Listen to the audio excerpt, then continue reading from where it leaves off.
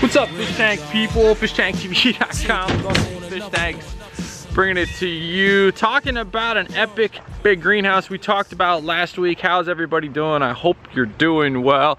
In today's video, we're gonna talk about my plans in that greenhouse and how I plan on buying it.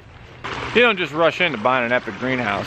Abraham Lincoln said, quote, "If you gave me 6 hours to chop down a tree, I'd spend my first 4 hours sharpening that axe." Benjamin Franklin, the man who's on our $100 bill, said, quote, "By failing to prepare, you're preparing for failure." And a third quote for you from Gloria Steiner, quote, "Without leaps of imagination or dreaming, we lose the excitement of possibilities. Dreaming, after all, is a form of planning." So in today's video, we're gonna talk about all of the planning that's gone into the purchasing of this greenhouse. We're also gonna talk about how I put an offer in.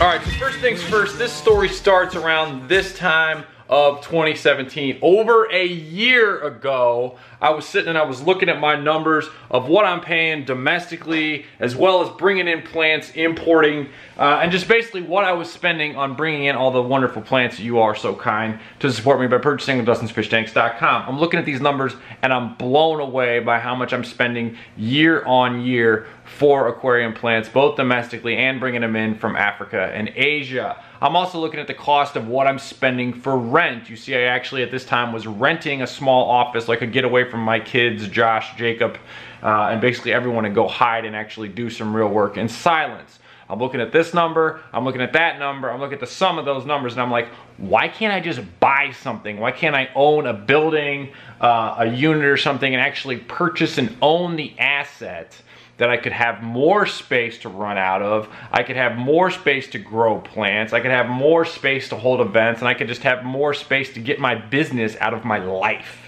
All right, so the more I'm thinking about this, the more I'm realizing it's a win on multiple fronts. Instead of paying both shipping in costs from domestic suppliers, as well as not controlling the quality that comes in, you gotta understand, you're buying plants from a supplier, from a wholesaler. Sometimes things happen and you have bad plants coming in. So if I own my own space, I can grow my own plants. I'm also paying myself first. That's a general finance where you pay yourself first. So I'm actually spending money on building an asset that I own, and I'm growing my own plants, so I'm controlling the quality. I'm spending less outbound on purchasing aquarium plants, both domestically and internationally.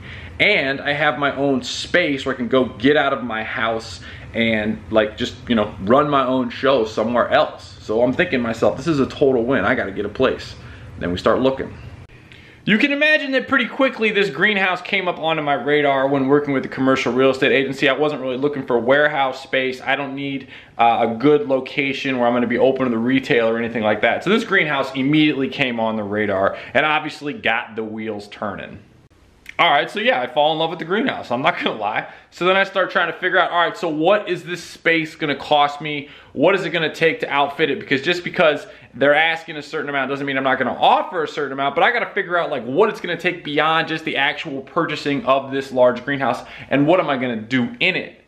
First thing I thought about is, well, what am I gonna put all the plants in?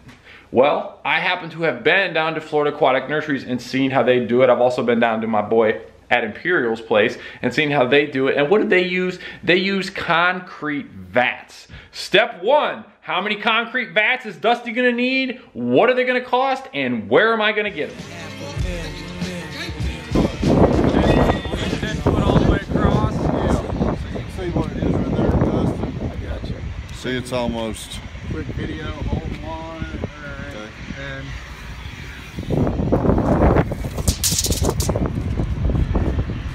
And then the outer dimensions were 10 feet all the way across, and then a little something extra, call it.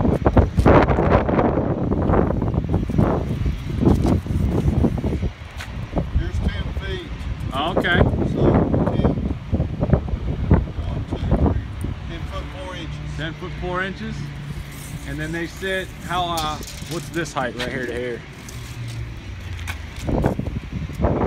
20, 26, call it 25? Yeah, 25 and a half. Okay.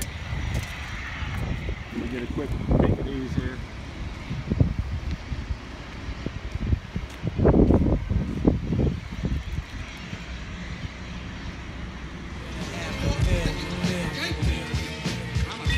That's my dude Robbie. He is the concrete man.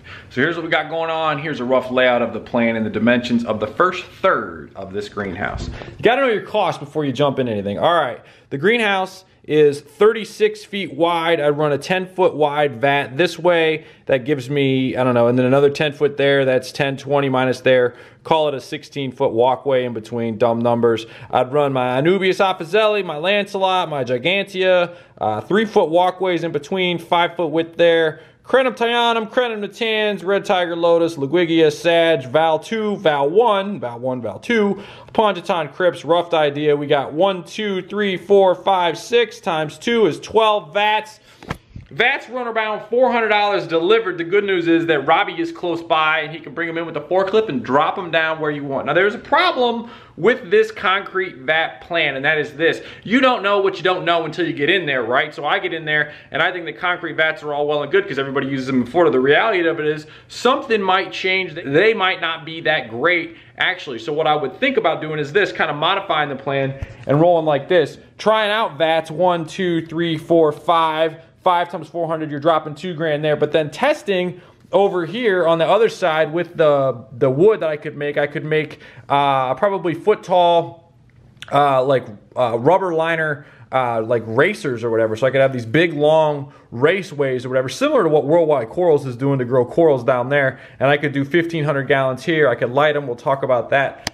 The bottom line is this: you don't know what you don't know until you get in there. So you got to get in there and try one thing and try another thing. Whatever's working better, you kind of expand because things might be different. So that's the rough plan. We got our ideas. We got our costs on our vats. Just for some other dumb numbers, we got shade cloth's going to cost me $3,000. Covering it with solar pool cover condom like I got on the other one's going to cost me another 3,000 bucks. Concrete vats might cost me upwards of $6,000 depending upon how many of them I use. Not to mention we got to get an electrician in there to find out what it's going to cost to rewire this whole sucker. We got to get a plumber in there to find out how we're going to get them big pipes in there. I boiled down all my hard costs. I know my numbers. It's time to make an offer.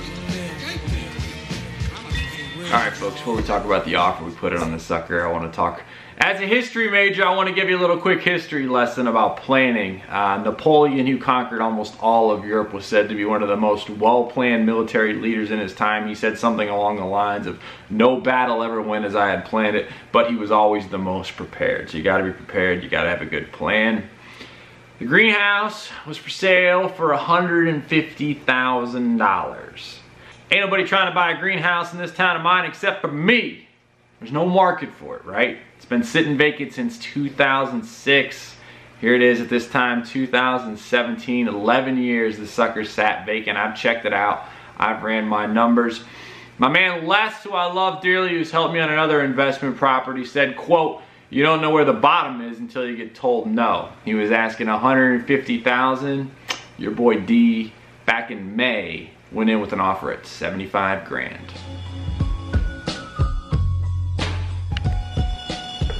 All right, I gave you a little bit of a history lesson on how you go in and be planned. Now I'm gonna give you a lesson for all you young boys out there. Grab a pen and write this down on getting chicks. And ladies, if you're watching this, you know it's true. Here's the deal. I go in May of last year. He's asking 150, I offer him 75. He counters at 98. Fellas, if you're talking to a good-looking girl at the bar and you finally got up the courage to talk to her, guess what? When the conversation is going great, you gotta have the confidence to walk away from her. Yes, it's gonna hurt. You wanna stay there and talk to her, but you gotta walk away. He counters at 98, I walked away. But like leaving a good looking chick at a bar, I went back, hit the subscribe button to find out more where this story's going. Tank on.